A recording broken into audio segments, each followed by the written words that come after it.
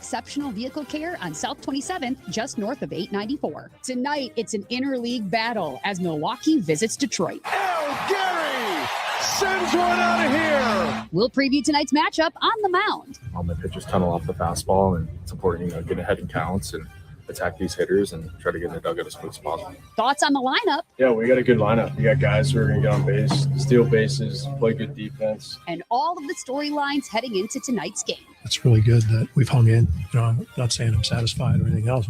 I'm proud of the club, the way they battle every game. So let's get to it. I mean, we have the best fans in the world. Here is your host, Hunter Baumgardt.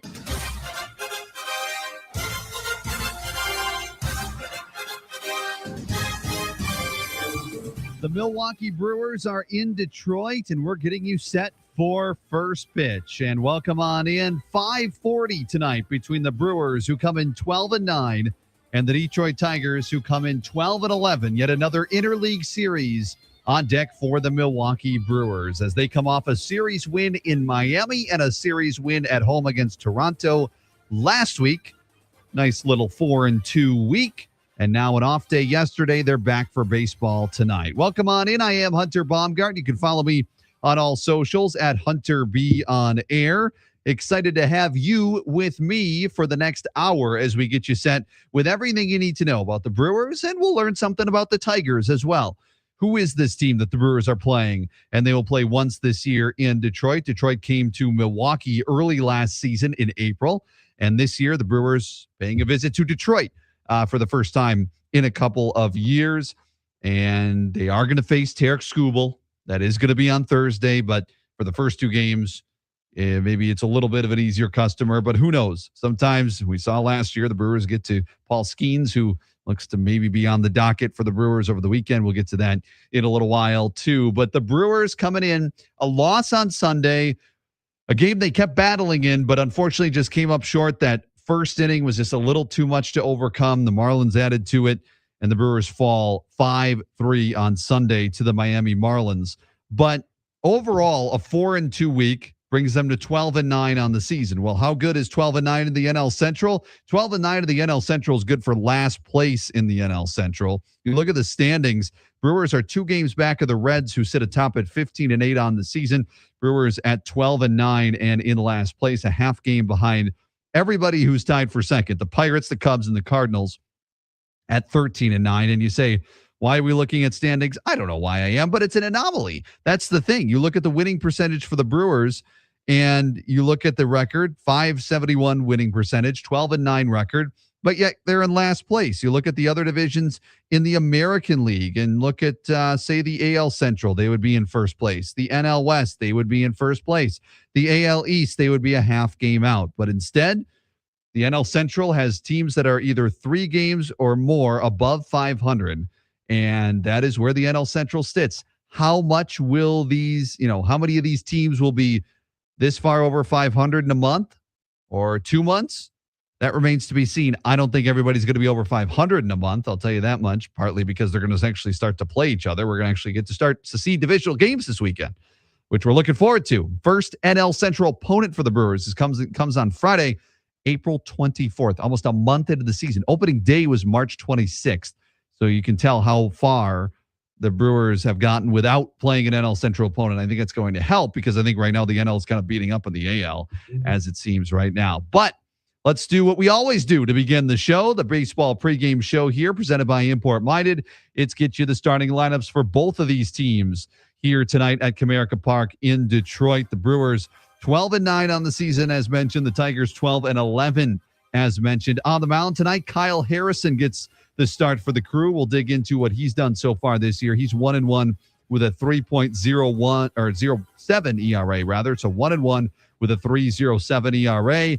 Cater Montero on the mound for the Detroit Tigers, 1-1 with a 3.31 ERA so far this season. Let's get to the Brewers lineup as they are on the road, of course, managed by 2-time NL Manager of the Year, Pat Murphy. Leading off at second base, Bryce Terang.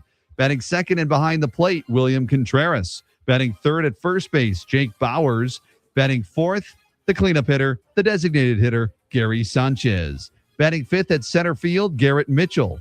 Batting sixth at third base, Luis Rengifo. Batting seventh in right field, Sal Frelick. Batting 8th at shortstop is David Hamilton. And batting 9th and in left field is Blake Perkins. So against the righty Montero, the Brewers lining up like this: Terang, Contreras, Bowers, Sanchez, Mitchell, Rengifo, Frelick, Hamilton, and Perkins. For the Detroit Tigers, leading off as the designated hitter is Jahmai Jones. Brewers legend, by the way. Remember his bases clearing double against the Cubs? I do, a couple of years ago. Batting second at second base is Gleyber Torres. Batting third, the shortstop, Kevin McGonigal, and he has been a rookie sensation. Just last Wednesday signed an 8-year, $150 million extension. Just another one of those young guys to get an extension. He's batting .317 so far this season. Batting the cleanup hitter, right fielder Matt Vierling. Batting 5th and behind the plate, Dylan Dingler. Dingler leads the team in home runs. Batting 6th in left field, Riley Green. Not so much the country singer, but the left fielder for the Tigers. Batting 7th at first base, Spencer Torkelson. Batting 8th at third base, Hao-Yu Lee. And batting 9th in center field is Javier Baez. For the Tigers, it's Jones, Torres, McGonigal, Vierling, Dingler, Green, Torkelson, Lee, and Javier Baez. So those are the starting lineups. A couple of observations, first of all. Let's go with the Brewers starting lineup first. They're facing a righty. Makes sense. You have Bowers up there. You have 3 of your first 5 hitters are lefties, and you go righty-lefty down that lineup. But with a couple of switch hitters at the end. But, you know, you look at what the Brewers do and have done with their lineup, right? It's been Sal Frelick in that leadoff spot over the last week or so since Yelich went out. They're putting Terang back at that leadoff spot against a righty, putting Jake Bowers in there as kind of that, that linchpin as the third hitter there, and moving Sal Frelick down to 7th. Now, Sal Frelick he started to hit a little better over his last few games or so, especially that weekend in Miami. So you want to see, obviously, 191 is not the average he would want to be, but in his last 7 games, still batting 161. So he's still waiting for that, that just getting to that next level. He did have a hit in every game against Miami over the weekend. In his one at bat against Miami on Sunday, he had a hit and a run. So that was good to see. So he was, getting hits each weekend or each game of the weekend, but he was 1 for 6 on Friday, 1 for 5 on Saturday, 1 for 1 on Sunday. So interested to see, I think Pat Murphy's probably thinking, switch it up a little bit, put him 7th in the lineup. Although he talked to us last homestand about how he liked, I think it was the day Christian Yelich went on the IL. He talked about how he liked Frelick in that leadoff spot because he is a type of player that excels when you tell him exactly the role you want him to do. Meaning, you're the leadoff hitter, just get on base. And he didn't do, all that bad in that leadoff spot. You look at since Yelly went out, that would have been the first game of the series against Toronto. He got 1 hit in the Toronto series, but then did get a hit each day of the weekend. He has 1 multi-hit game this year. Unfortunately, Sal's just not been the Sal we are used to. Now, do I think he can come out of it? Absolutely. There are guys that are going to go through stretches. Unfortunately, his stretch has been to start the season. I also don't think he's fully healthy.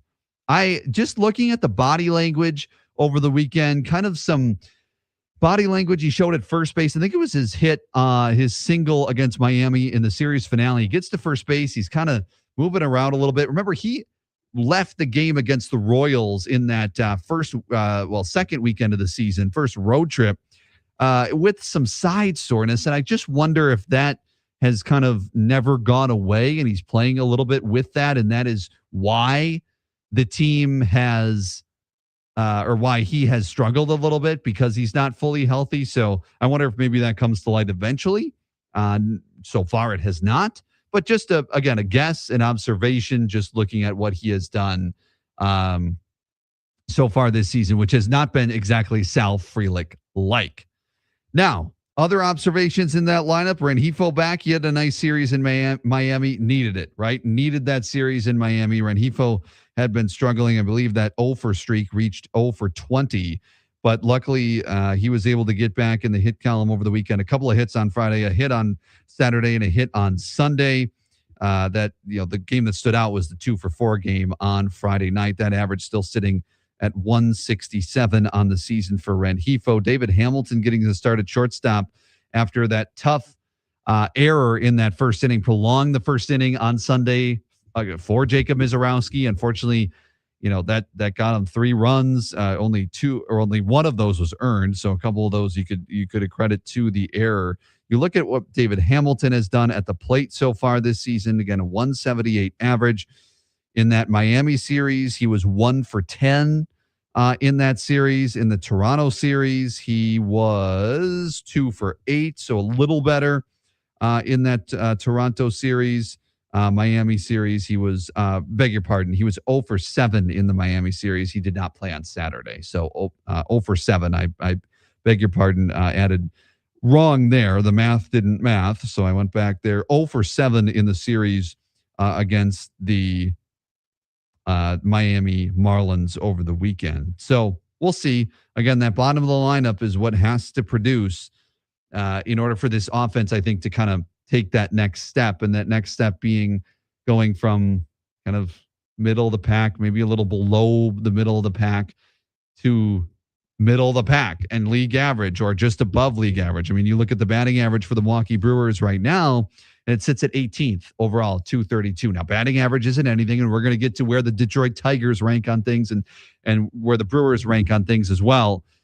But when you're missing your 3 guys, right, Yelich, Churio, Vaughn, and you obviously are getting production from Terang and Contreras, and they're kind of carrying this lineup right now. If you look top to bottom, Terang and Contreras, along with Bowers and Sanchez, obviously, those 2 guys have been good when they're in the lineup. However, your top 5 hitters on the team are Terang, Contreras, Yelich, Churio, Vaughn. And when you have 3 of those 5 out, those other 2 need to perform. And luckily, they have.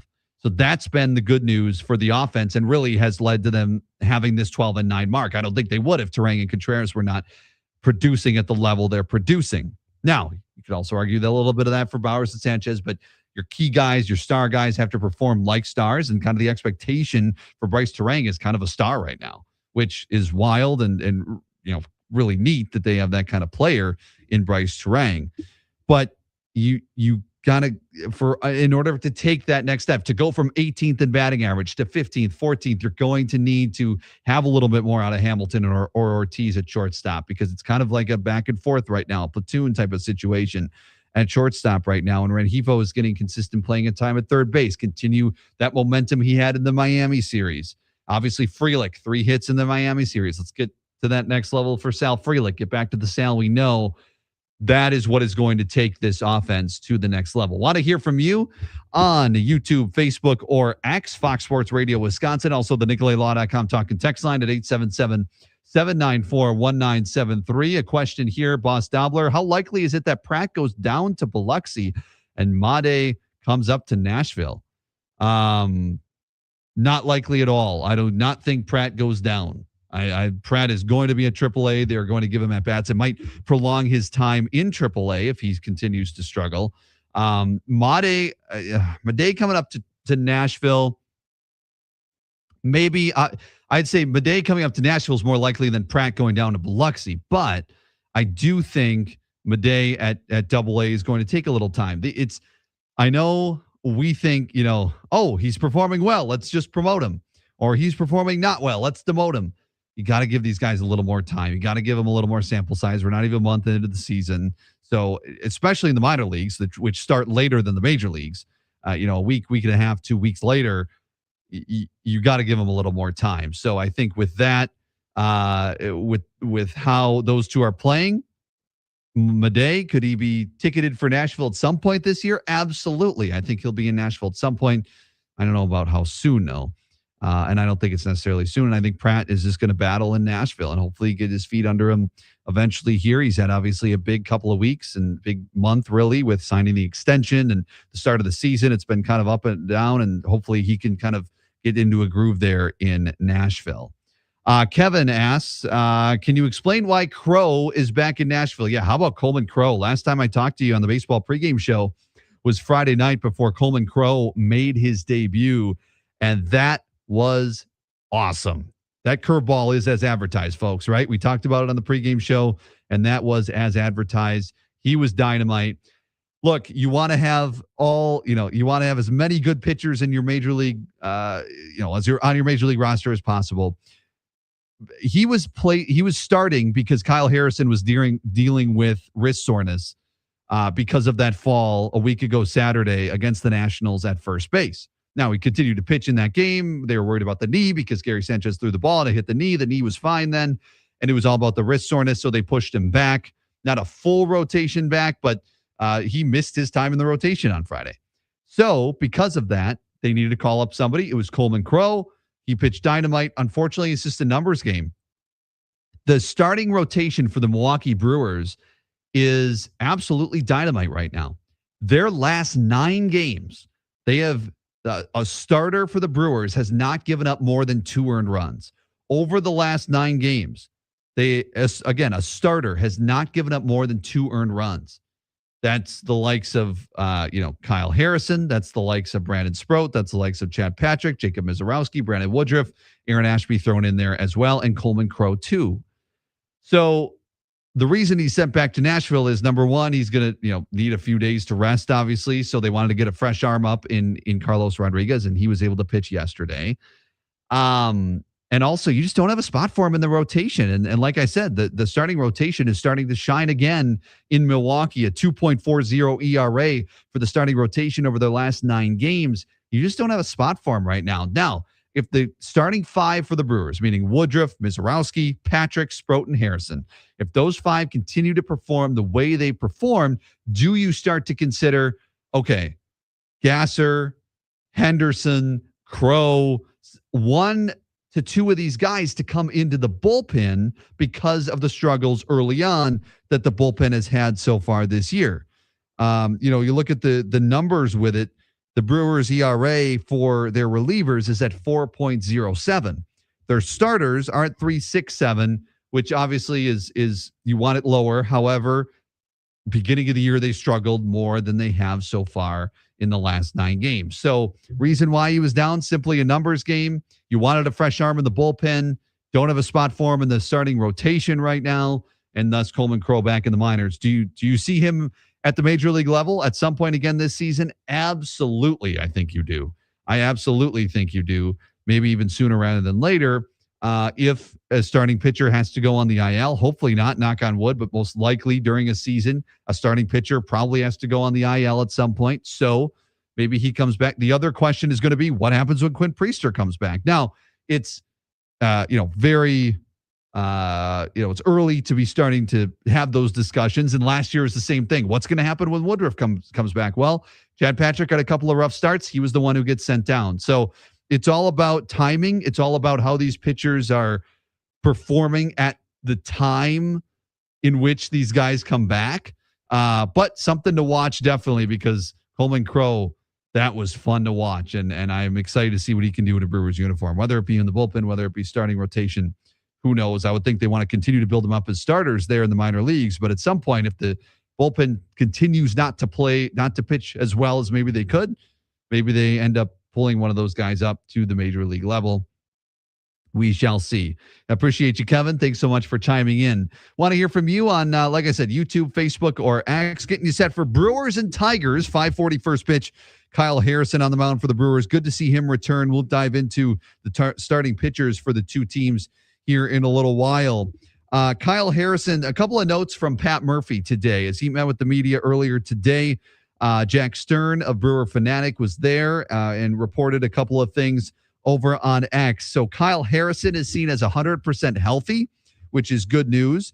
And he'll make his start tonight. Again, they skipped his start on Friday due to that wrist soreness, but they will manage the pitch count just because he had a long layoff between outings. So his last outing came 10 days ago, April 11th. So he's kind of had double the rest. So I want to make sure that pitch count doesn't get too high tonight, but he is seen as 100% healthy. So something to watch tonight. Also, good news on Jackson Chourio. He's scheduled to hit on the field tomorrow. He had started swinging a bat, I believe, over the weekend in Miami. So he is scheduled to hit on the field tomorrow for the first time since going on the IL on opening day. Also, Andrew Vaughn has started to swing a bat as well. So that is good news, too. Both coming back from fractures in their hand. Again, Churio probably early May, Vaughn mid to late May, Yelly mid to late May as well. Robert Gasser will pitch on Friday for the Nashville Sounds, as he, of course, was dealing with that tricep soreness. And so luckily that is starting to clear up, and he's likely to pitch on Friday for the Nashville Sounds. Otherwise, that's kind of the news of the day. Again, some good news when it comes to Jackson Churio. I know it's slowly but surely, but look, it's going to take some time for these guys to come back. There are steps they take, and you don't want to come back too soon and then have to go back on the IL. That would not be great. If any of these guys have to go back on the IL because he came back too soon. Don't love that.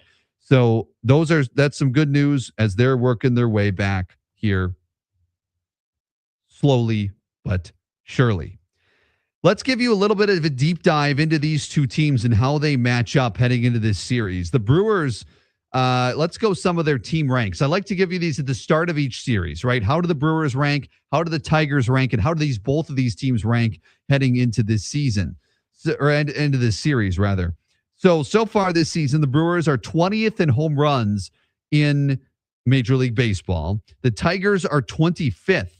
So the Brewers don't hit a ton of home runs, 19 homers on the year. Neither do the Tigers. They hit 17 home runs. How about walks? This is a significant difference between the two. The Brewers are second in Major League Baseball in walks. So they have been pretty good with that. 109 walks on the season for the Brewers. The Tigers are 15th. So league average in walks for the Tigers, they're at 84 walks. So the Brewers have walked 25 more times this season. And plus, Brewers have played 2 less games as well. So something to keep in mind there. How about strikeouts? Brewers are 23rd in strikeouts in Major League Baseball on the offensive side right now. That is pretty good. So you look at that walk to strikeout ratio, which you like to look at, right? You're looking at plate discipline. How good have they been at the plate? Well, second in walks, 23rd in strikeouts for the Brewers. That's a pretty good ratio. The Tigers are 15th in walks and also 15th in strikeouts. So they are league average when it comes to walks and when it comes to strikeouts. Batting average. The Brewers are 18th in baseball with a .232 batting average so far this season. The Tigers are 11th. So a better batting average for the Tigers at .245. So the biggest difference between the two teams on the offensive side is in the stolen base department. How about this? And I just tweeted this out. If you follow me on X at Hunter B on air, you just saw me tweet this out just a bit ago because I found it kind of astonishing, really, when you look at this. The Brewers are first in baseball in stolen bases with 33 stolen bases so far this season. Number one. The next closest is the Yankees at 27. So they have 6 more stolen bases than any team in baseball. You want to know how many stolen bases the Detroit Tigers have? They have 8 stolen bases total this season. Again, the Brewers have 33. The Tigers have 8. You know how many times the Brewers have been caught stealing on the base paths this year? 8. So the Tigers have as many stolen bases as the Brewers do caught stealing. So you think about that and you say the Tigers are not very aggressive on the base paths when it comes to stolen bases. Could not be more different strategy-wise on the base paths for both of these teams. Again, the Brewers 33 stolen bases, Tigers with 8. Don't expect the Tigers to run a lot this series. Brewers, yeah, they'll keep running. Don't you worry. So that was the thing that stood out the most to me when it came to these two teams on the offensive side. Pitching wise, nothing too drastically different. Overall team ERA 3.85 for the Brewers, 3.41 for the Tigers. So the Tigers a little better. Tigers are top 10 in baseball in ERA. They're 7th in ERA in baseball, but they're about comparable in strikeouts. They're both about comparable in walks. The Tigers have given up the least amount of home runs as well. So that's something to keep in mind too, is that the Tigers have given up the least amount of home runs they've given up 13 home runs so far this season, and the Brewers have given up the 7th least amount of home runs. So both these teams don't give up a lot of home runs, but the Tigers for sure don't at 13. So that's how these two teams match up a little bit on the offensive and defensive side. When we come back, I want to dig into a little bit more on the starting pitching, because the starting pitching has been really impressive for the Brewers. We'll continue to get your comments in as well. And also talk about the injuries that have plagued Detroit so far this season, because a lot of obviously has been made about the Brewers injuries, but the Tigers dealing with some of their own as well. We're getting you ready for Brewers and Tigers at Comerica Park, 5:40 first pitch, early start with the, if they're in the Eastern time zone, they're going to start a little earlier over here in the Central time zone. So 5:40 first pitch. That means we're on the air talking Brewers baseball. Get to your phone calls as well at 877-794-1973 on the NicoletLaw.com talk and text line. It's the Brewers and the Tigers tonight. It's the baseball pregame show presented by Import Minded right here on Fox Sports 920. We will be right back.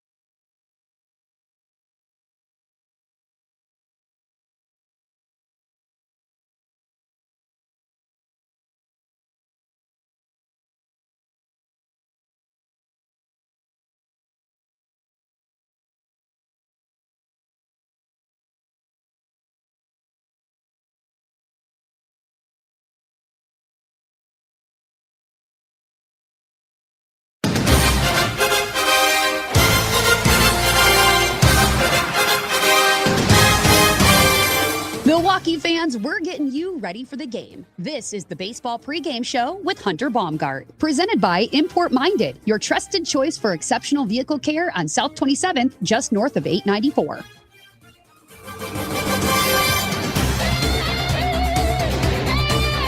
Brewers and Tigers at Comerica Park in Detroit, 5:40 first pitch. We're about 40 minutes away. Thanks so much for tuning in to WOKY AM Milwaukee 920. That's Fox Sports 920 here in Milwaukee. And don't forget, we've got full coverage of the NFL draft coming up for you coming up this weekend, Thursday, Friday, Saturday as well. Fox Sports Radio Wisconsin has exclusive coverage of the NFL Draft with Packers OT host Bill Schmid and voice of the Packers, Wayne Larrivee. Every pick with Wayne Larrivee and Bill Schmid. It's going to be an absolute blast. So Thursday, you can hear the draft coverage and see it. If you're watching us on YouTube, Facebook, and X right now, you can see it there. And you'll be able to listen on both Fox Sports 920 in Milwaukee and Fox Sports 1070 in Madison, 7 to 10 on Thursday. And then 6 to 11 on Friday is just going to be on in Madison on Fox Sports 1070. And then, of course, on these social channels as well, YouTube, Facebook, and X. That is 6 until 11 on Friday, because the Admirals will be playing their second game of their playoff series against the Manitoba Moose, and that starts tomorrow. But the Manitoba Moose and the Milwaukee Admirals going to be playing coming up on, let me see here. That would be, that would be on Friday, 6:30. And that is going to be pregame at 6:30, face-off at 7 on Fox Sports 920 in Milwaukee. So that is how we're doing it. And then Saturday, both stations, Milwaukee and Madison, Fox Sports 920 in Milwaukee, Fox Sports 1070 in Madison, will have NFL draft coverage from 11 to 4, Bill Schmid and Wayne Larrivee. The draft coverage is all presented by Potawatomi Sportsbook. So really looking forward to bringing you that coverage. So my schedule will shift around just a little bit, not too much. Tomorrow we'll have the baseball pregame show at 4:30 again before Brewers Tigers. Thursday we'll have Milwaukee baseball tonight from 6 until 7 before our draft coverage, all on Fox Sports 920 and our social channels. And then coming up on Friday is when we shift a little bit. The pregame show is going to be 5 until 6. It's a 6:40 game, but we're going to go 5 until 6 because our draft coverage begins at 6 o'clock. So looking forward to that. Either way, we're going to have Brewers coverage. We're going to have NFL draft coverage. We are your home for coverage in the state of Wisconsin. It is Fox Sports Radio Wisconsin. Of course, the Huddle every morning, reacting to it all with Drew, Billy, and Armin, 5 to 8 a.m. each and every weekday. So with no further ado, we continue to preview Brewers and Tigers. Brewers 12-9 on the season. Tigers 12-11. Kyle Harrison against Cater Montero. Brewers facing a righty tonight, which is good because they are much better against righties than they are against lefties so far this season. But on the mound for the Milwaukee Brewers, I mentioned the stat in the previous segment in relation a little bit to Kevin's question earlier about why Coleman Crowe isn't in the didn't stay up with the major league club. And it goes back to how this starting rotation has been dynamite. Over the last 9 games, the starters have not given up more than 2 earned runs. Over that time, they have an ERA of 2.40. So you say, okay, over the last 9 games, right? You look at the schedule, you pull it up and you say, okay, that 9-game stretch did include the 4-game winning streak. So props there. But otherwise, they lost those other games. Okay, the 9 games date back to the first game against the Nationals. So they went 4-5 in those 9 games. You say, Hunter, what's got to give here, right? Why did they go under 500 in a 9-game stretch where your starting pitchers didn't give up more than 2 earned runs? Well, of course, it is that bullpen and that offense that just unfortunately right now is just still trying to find their footing. But when they put it all together, you can see what the possibilities are, right? Like a game like Saturday. That was a 5-2 win where I know Abner Uribe had to come in the 9th inning, and you don't love that. But otherwise, that was a win where the Brewers offensively got enough runs, right? 5 runs should win you a ball game. They, bullpen-wise, pitched pretty well. Abner Uribe getting the save. And, of course, Brandon Woodruff went 7 innings of 1-run ball. It's a great combination. Great formula for a victory on Saturday. Obviously, the 2-1 wins against Toronto, props, mad ups to the pitching staff for holding Toronto to 1 run in back-to-back days. And then Friday, he just kind of had a wild one. The bullpen didn't necessarily serve, but the starting pitching did in Coleman Crowe. And what's the common theme? The starting pitching continues to pitch well. So I think that was one of the biggest, if not the biggest question coming into this 2026 season for the Brewers was, what is the starting pitching going to do? And, it was, okay, you got some young guys in this rotation, right? Jacob Izarowski still doesn't have a full year at the major league level. Kyle Harrison, Brandon Sproat, two younger guys with not a ton of experience. Kyle Harrison with a little more experience, but Sproat only had, I believe, 4 starts with the New York Mets last year heading into 2026. So you thought, okay, what are those guys going to do? Chad Patrick in his second year in the big leagues. What is he going to do? And then, of course, Brandon Woodruff coming off the injury. So it was, what are the Brewers going to do in that starting rotation? And how good will they be? We knew what they were going to do once the opening day, rotation was announced, but it was, okay, how are these guys really going to do? And at the end of the day, they have performed like all the other Brewers starting rotations have performed in recent years, which is really good. I mean, what do the Brewers do best right now? Develop pitching. And again, they seem to have, stirred the right amount of ingredients into the bowl, into the soup, into the chili, whatever you want to say, and really worked with these guys, and it's starting to flourish. Now, are there going to be bumps in the road? Yes. Have there been bumps in the road? Yes. The start to the season was up and down for these guys, especially a Brandon Sproat, right? He was probably the prime example of that, of rocky in the first 2 outings, but has since found his footing and had his signature outing against the Blue Jays on Thursday in the series finale in the 2-1 win, when he went 6 2/3 for the Brewers and gave up just 1 earned run, 1 walk, 6 Ks. So it's just, again, I think it's building our confidence as fans, observers, as media members, as covering the team, building your confidence in this starting rotation. It has to, with the way they are continuing to perform. So I think it's really impressive.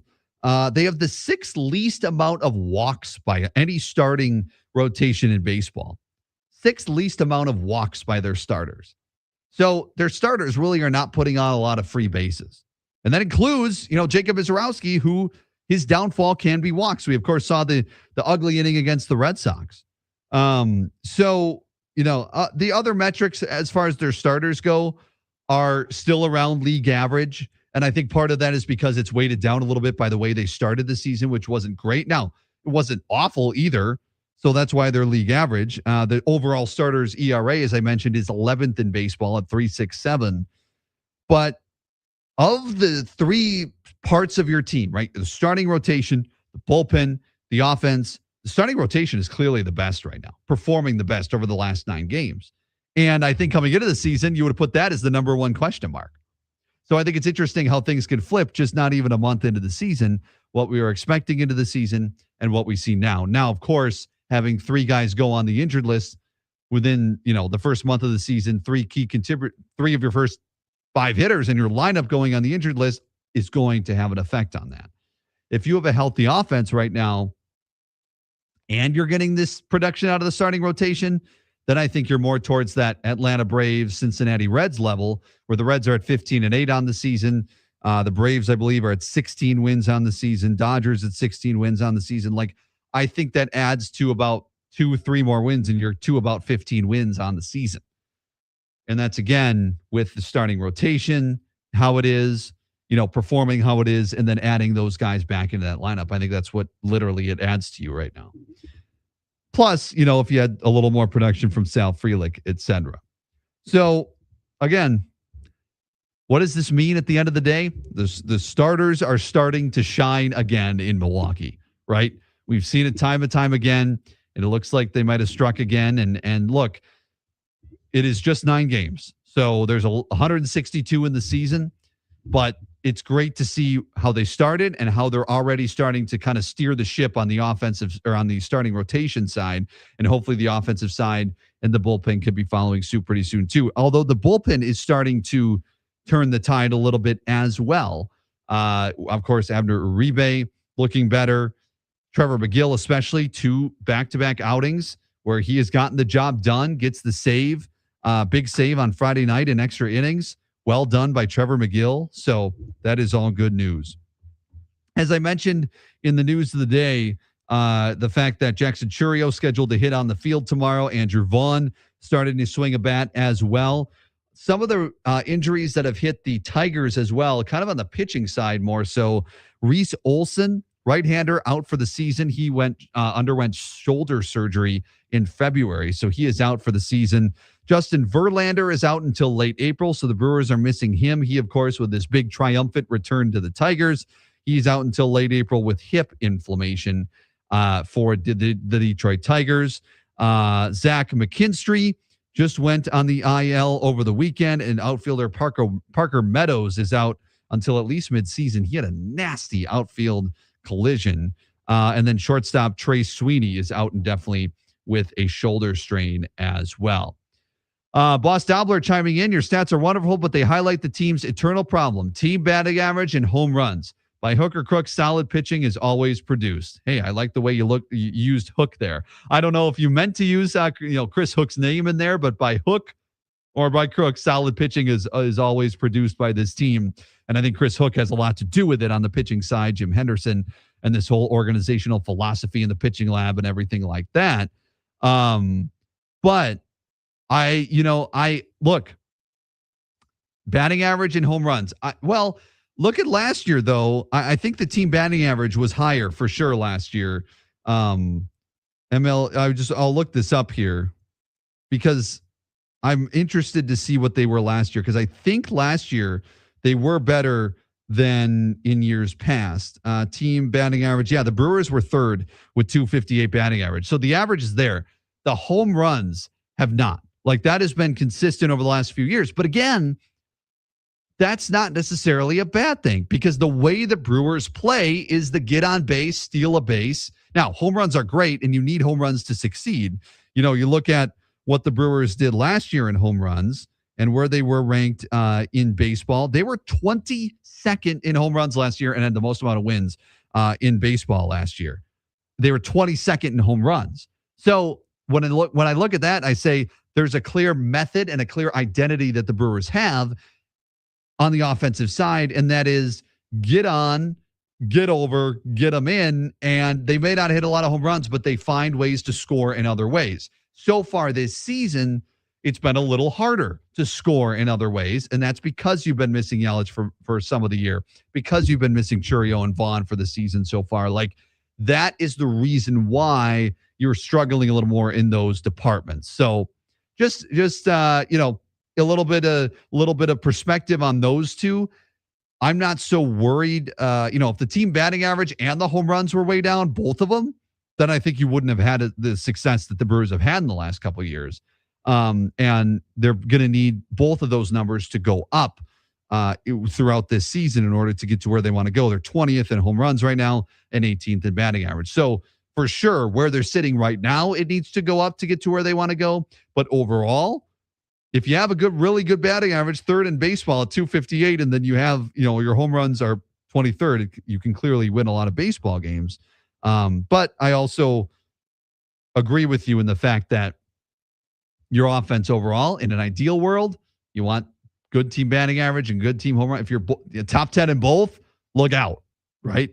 Along with this pitching staff too. If you have the pitching staff like you do now, add that, look out. Joe, love it. Joe is on the patio listening to the baseball pregame show. Can't beat it. Yeah, it is absolutely beautiful out there today. So hopefully you are soaking up some sunshine and soaking up the nice weather that we have here in Wisconsin, because we have, we've dealt with quite some storms, and hopefully everybody's all right after last week. All right. When we return, we are going to get you the starting lineups for tonight. And also dive into the starting pitching matchup we have. Kyle Harrison and Cater Montero. We will dig into those two guys, and also some final thoughts on Brewers and Tigers, which is about 25 minutes away from first pitch in Detroit. This is the Baseball Pregame Show. I'm Hunter Baumgardt. It's presented by Import Minded on Fox Sports 920.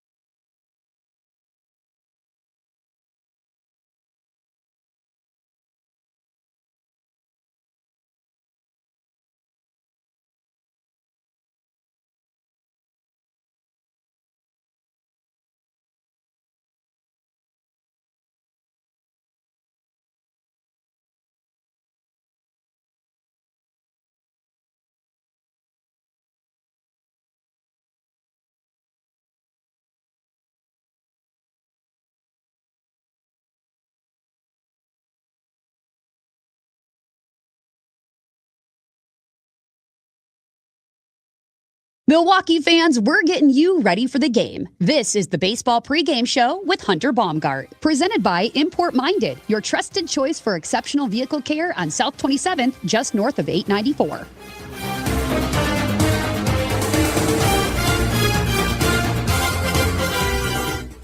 Final few minutes of the Baseball Pregame Show, getting you set for Brewers and Tigers at Comerica Park, 20 minutes away from first pitch. Kyle Harrison against Cater Montero.